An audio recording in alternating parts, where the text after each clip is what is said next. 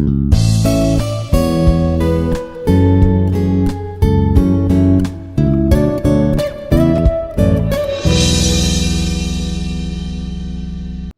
everyone, myself Dr. P. Soumya, working as an assistant professor in the Department of Chemistry, Institute of Aeronautical Engineering, Dundigal.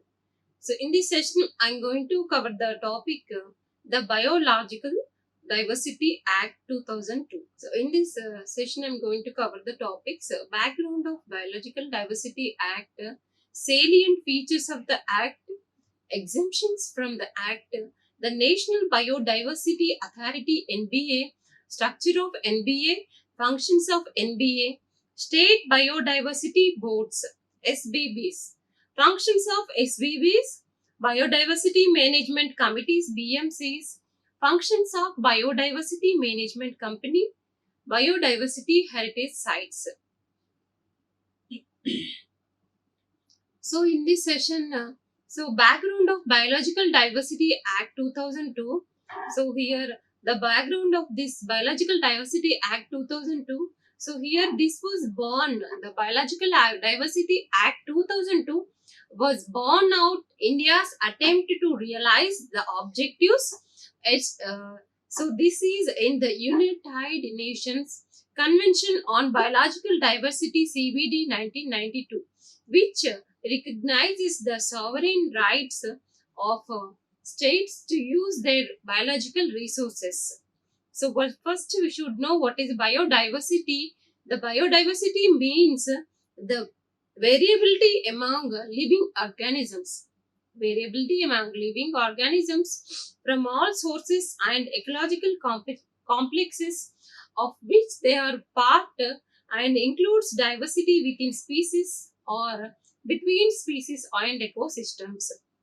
So, biodiversity means the variability among living organisms from all sources and the ecological complexes of which they are part, and includes diversity within species or between species and ecosystems. So, biological resources means the biological resources means plants, animals, and microorganisms are parts thereof. So their genetic material and byproducts with actual or potential use or value, but does not include human genetic material. So biological resources means these includes plants, animals, and microorganisms, and also genetic materials and byproducts of animals, plants, and microorganisms. So the Biological Diversity Act 2002, this was enacted in 2002. The Biological Diversity Act 2002, enacted in 2002, it aims at the conservation of biological resources, managing its sustainable use, and enabling fair and equitable sharing benefits arising out of the use and knowledge of biological resources with the local communities. So this Biological Diversity Act, this was enacted in 2002. The aim of this Biological Diversity Act is conservation of biological resources. Conservation of biological resources, and also managing its sustainable use. And also it's managing its sustainable use and enabling fair and equitable sharing benefits. Managing, enabling fair and equitable sharing benefits arising out of use and knowledge of biological resources with the local communities. So the main aim of the Biological Diversity Act 2002 is, so this is conservation of biological resources and managing sustainable use. Conservation of biological resources and managing sustainable use and enabling fair and equitable sharing benefits. So the salient features of the Act are: the Act prohibits the following activities without the prior approval from the National Biodiversity Authority. So NBA, that is National Biodiversity Authority. So the Biological Diversity Act 2002, this prohibits some activities without the prior approval from the NBA, that is National Biodiversity Authority. So there are any person or organization any person or organization, so either based in India or not. So they're obtaining any biological resources occurring in India for its research or commercial utilization. Any person or organization obtaining any biological resources occurring in India for its research or commercial utilization, and the transfer of results of any research relating to any biological resources. Transfer of the results of any research relating to any biological resources occurring in or obtained from India. So this act also prohibits the transfer of results of any research relating to any biological resources occurring in India, and the claim of any intellectual property. The claim of any intellectual property rights on any invention based on the research made on biological resources obtained from India. So these three features, three acts, these three features are prohibited. Activities, these are without prior approval from the National Biodiversity Authority. So first one is any person or organization obtaining in any biological resources occurring in India for its research and commercial utilization, and the transfer of the results of any research relating to any biological resources occurring and obtaining in India, and also the claim of any intellectual property rights on any invention based on the research made on biological resources obtained from our India. So this Biological Diversity Act prohibits these three activities without prior approval from the National Biodiversity Act. So this Biological Diversity Act envisaged the three-tier structure to regulate the access to biological resources. So this is a three-tier structure to regulate the access of to biological resources. This is used to regulate the access to biological resources. These three are first one is National Biodiversity Authority (NBA), the state biodiversity boards. The National Biodiversity Authority (NBA), State Biodiversity Board, and Biodiversity Management Committee. National Biodiversity Authority, State Biodiversity Board, and the Biodiversity Management Committee. So these three-tier structure. These are used to regulate the access to biological resources. So this Biological Act provides these authorities with special funds. This Act provides these authorities with special funds and separate budget. This Act provides these three authorities with special funds and also separate budget in order to carry out any research product dealing with the biological natural resources and of the country. So this Biological Diversity Act, this will provide special funds and also separate budget in order to carry out any research regarding the biological natural resources in our country. So it shall supervise any use of biological resources.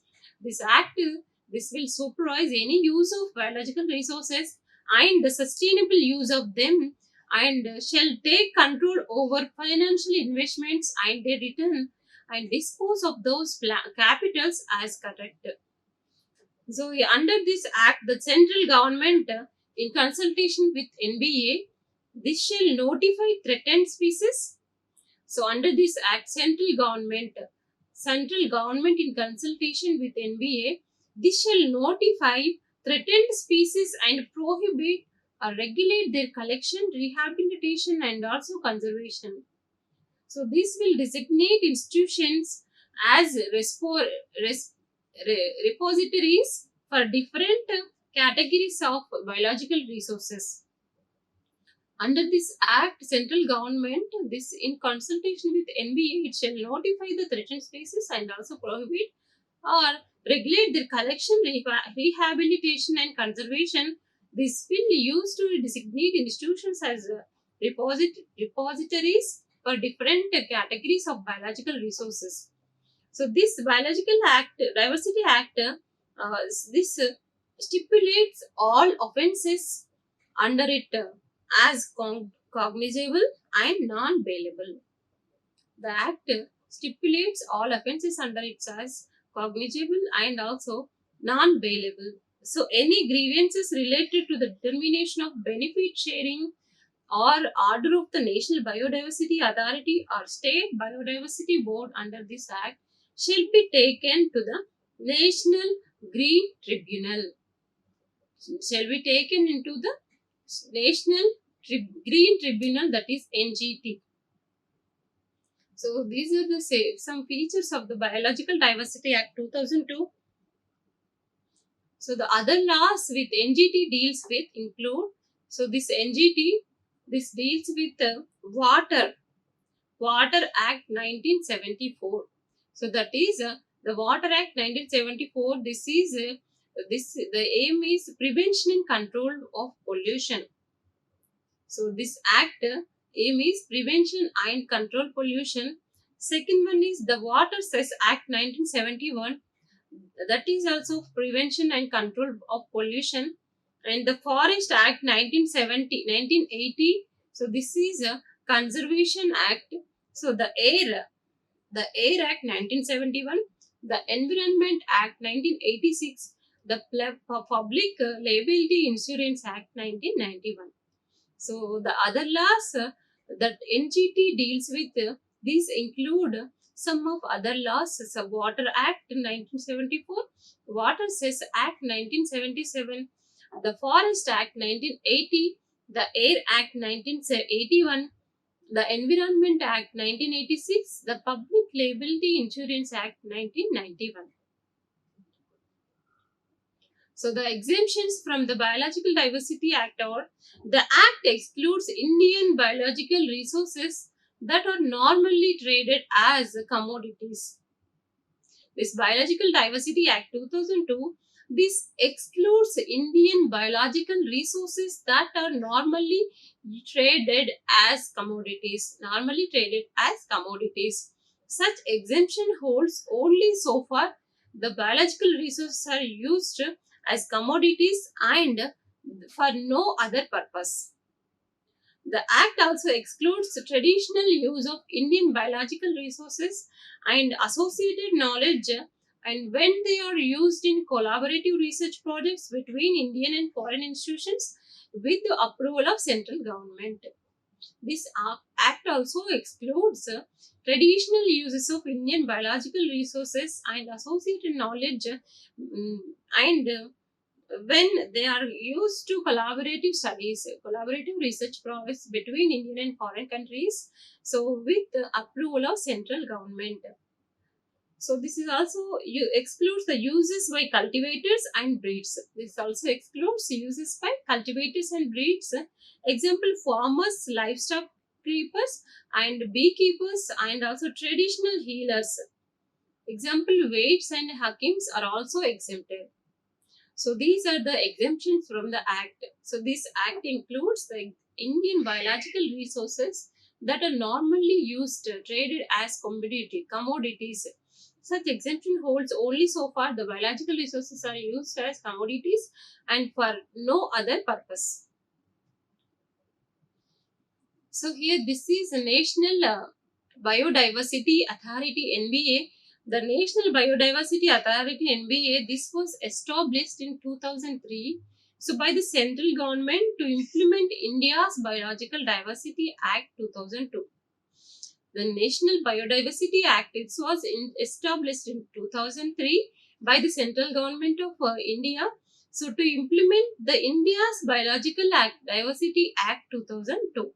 This is established to implement the Biological Diversity Act 2002. It is a statutory body that performs facilitative, regulatory and advisory functions for the Government of India on the issue of conservation and sustainable use of biological resources. The NBA has headquarters in Chennai, Tamil Nadu, India. So this NBA, this is headquarters in Chennai. This is placed in Chennai, Tamil Nadu, in India. So what is the structure of NBA? The National Biodiversity Authority consists of the following members to be appointed by the central government, namely a chairperson. The National Biodiversity Authority consists of some following members to be appointed by the central government. So here first person is chairperson, 3 ex officio members, 7 ex officio members, and 5 non-official members. 1 chairperson, 3 ex officio members, 7 ex officio members, and 5 non-official members. 3 ex officio members, 1 representing ministry dealing with the tribal affairs, 2 representing the ministry dealing with environment and forest. 3 ex officio members, in the 3 ex officio members, 1 representing the ministry dealing with the tribal affairs. The ministry dealing with the tribal affairs, 2 representing the ministry dealing with environment and forest. And so one is tribal affairs. The ministry with the tribal affairs is two remaining 2 representing the ministry dealing with the environment and also forest. 7 ex officio members to represent respectively the ministries of the central government dealing with agriculture, research and education, biotechnology, ocean development, agriculture and cooperation, Indian systems of medicine and homeopathy, science and technology, scientific and industrial research. So 7 ex officio members.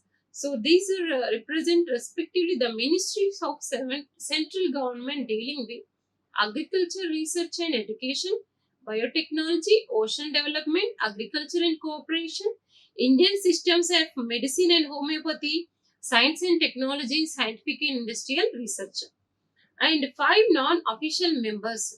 These to be appointed from the amongst specialists and scientists having special knowledge and experience in the required matters. 5 from, so these are the specialists and scientists, these having special knowledge and experience in the required matter. So this is the structure of NBA. 1 chairperson, 3 ex officio members, 7 ex officio members and 5 non-official members. So what are the functions of NBA? So here creating an enabling environment as appropriate to promote conservation and sustainable use of biodiversity. So first function it is creating an enabling environment as appropriate and to promote conservation and sustainable use of biodiversity, and also advising the central government, regulating activities, issuing guidelines for access to biological resources for fair and equitable benefit sharing in accordance with the Biological Diversity Act 2002. So here advising the central government, regulating the activities and issuing guidelines for the access to biological resources. So for fair and equitable benefit sharing in accordance with the Biological Diversity Act 2002. Taking necessary measures to oppose the grant of intellectual property rights in any country outside India on any biological resource obtained from India or knowledge associated with such biological resources derived from India illegally. So, taking necessary measures to oppose the grant of intellectual property rights. So, this is other function, taking necessary action, necessary measures to oppose the grant of intellectual property rights in any country outside India on any biological resource obtained from India or knowledge associated with biological resources derived from India illegally. So next function is advising the state governments. Advising the state governments in the selection of areas of biodiversity importance to be notified as heritage sites and suggest measures for their management. So, advising the state governments in the selection of areas of biodiversity importance to be notified as heritage sites and suggest measures for their management. So, coming to the state biodiversity boards, SBBs, the SBBs are established by the state governments. SBBs are established by the state government in accordance with Section 22 of the Act.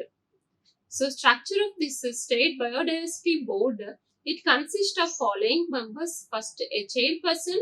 So, not more than 5 ex officio officers to represent the concerned departments of state government. So, here 5 ex officio members to represent the concerned departments of the state government. Not more than 5 members from the amongst experts in matters relating to the conservation of biological diversity, sustainable use of biological resources, equitable sharing of benefits arising out of the use of biological resources, and also all the members of SBB are appointed by the respective state governments. So all the members of SBB, these are so they are appointed as by the respective state government. So chairperson, so not more than 5 ex officio members, not more than 5 members from the amongst experts. Ex officio members, these are represent the concerned departments of the state government. So 5 members from amongst experts. So in matters relating conservation of biological diversity, sustainable use of biological resources. So all the members of this SBB are appointed by the state governments. So what are functions of SBB? Advise the state government subject to any guidelines issued by the central government on matters relating to the conservation, sustainable uses, or sharing equitable benefits. So this function of a state biodiversity board is it will advise the state government. It will advise the state government subject to any guidelines issued by the central government. It's subject to any guidelines issued by the central government on matters relating to the conservation and sustainable use. So it will regulate by granting approvals or otherwise request for commercial utilization or bio-survey of bio-utilization of any biological resource by people. So here there are no state biodiversity boards constituted for United Union territories. There are no state biodiversity boards constituted for Union territories. The National Biodiversity Authority exercises the powers and performs the functions of state biodiversity board for UTs, United Union territories. The biodiversity management committees, BMCs. So here, according to the section 41 of the Act, every local body shall constitute the BMC within its area for the purpose of promoting conservation, sustainable use, and documentation of biological diversity. So, according to the section 41 of the Act, every local body shall constitute the BMC within its region, within its area, for the purpose of promoting conservation and sustainable use, and also documentation of biological diversity. So, these including preservation of habitats, conservation of land races, folk varieties and cultivars, and domesticated stocks and breeds of animals, microorganisms, and it is a chronicling of knowledge so relating to biological diversity. So these are documentation of biological diversity. These including preservation of habitats, conservation of land races, folk varieties of cultivars, and domesticated stocks and breeds of animals, microorganisms, and chronicling of knowledge relating to biological diversity. So here this is the structure of BMCs. So that is, it shall consist of a chairperson and not more than 6 persons nominated by the local body. So it consists of one chairperson and not more than 6 persons nominated by the local body. So out of total members, A BMC not less than one third should be women, not less than 80% should belong to the scheduled caste, scheduled tribes. And the chairperson of the Biodiversity Management Committee shall be elected from the amongst the members of committee in a meeting to be chaired by the chairperson of the local body. The chairperson of the local body shall have the casting votes in case of tie. The chairperson of the local body shall have the casting votes in case of tie. So, functions of Biodiversity Management Committee. The main function of Biodiversity Management Committee is to prepare people's diversity register in consultation with the local people. The main function of Biodiversity Management Committee it is to prepare people's diverse biodiversity register. So it is in consultation with local people. The register shall contain comprehensive information on availability and knowledge of local biological resources, their medicinal or any other use or any other. So People's Biodiversity Register. So what is meant by People's Biodiversity Register (PBR)? The PBR focus on participatory documentation of local biodiversity. It focuses on participatory documentation of local biodiversity, that is traditional knowledge and practices. So the register shall contain comprehensive information on the availability and knowledge of local biological resources and their medicinal in an or in any other use or any other traditional knowledge associated with them.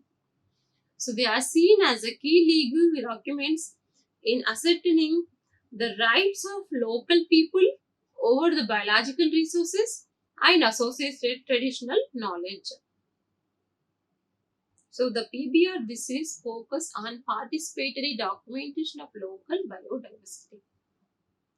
So Biodiversity Heritage Sites (BHS). So under Section 37 of Biological Diversity Act 2002, the state government in consultation with the local bodies may notify the areas of biodiversity importance as biodiversity heritage sites.